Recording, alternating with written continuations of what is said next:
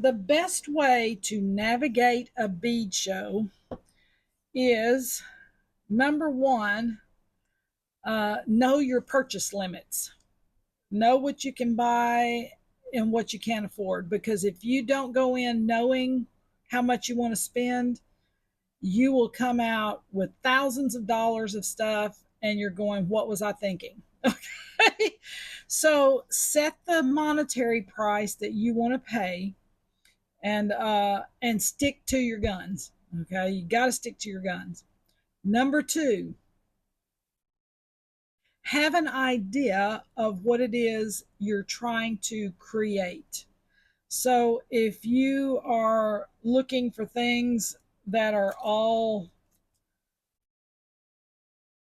shiny and crystally like this, then you know that's what you're looking for. You know your projects are going to be using this type of stuff.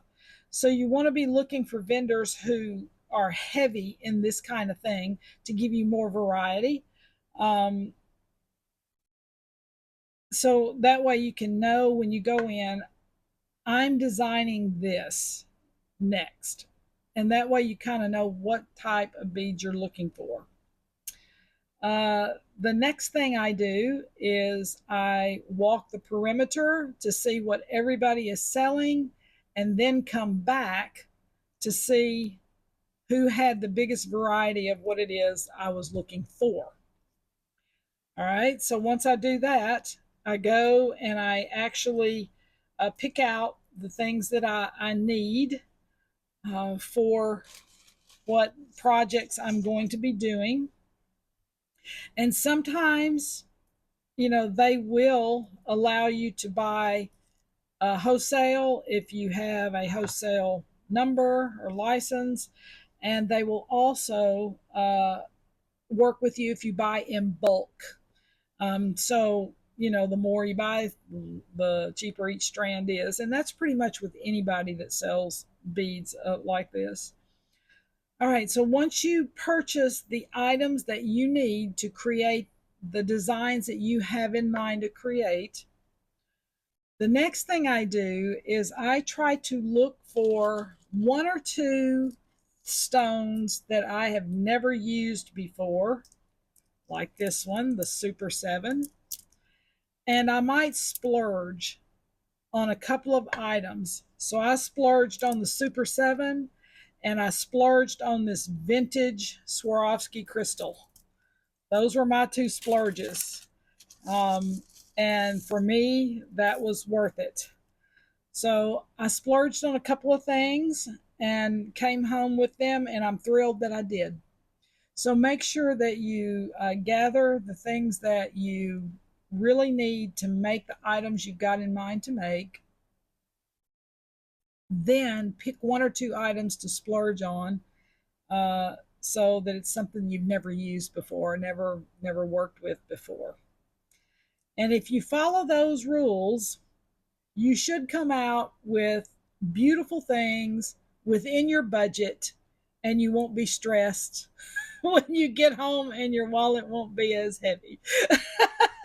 So, anyway, I'll recap those things for you. Go with a budget in mind.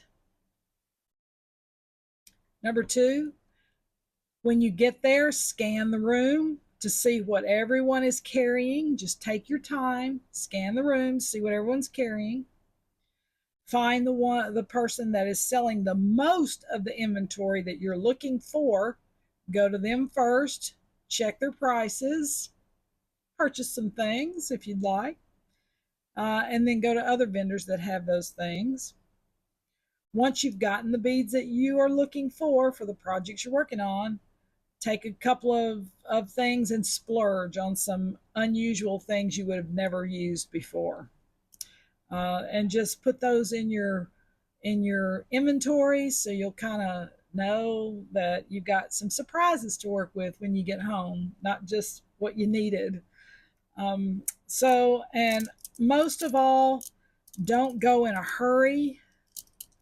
Make sure that you have enough time to actually go through all of the vendors, because there may be some surprises there on some of the ones on the end that you don't get to, that like the Swarovski crystal was on the end of the tail end of the group I was going through, and oh my goodness, it was a surprise. So make sure you have enough time. Key thing. Get home, enjoy your beads, make some fantastic creations, and hey, send me some pictures. I would love to see them. Hope you enjoyed the unveiling today. I sure did. It was something new for me. So you'll be seeing some of these in future designs.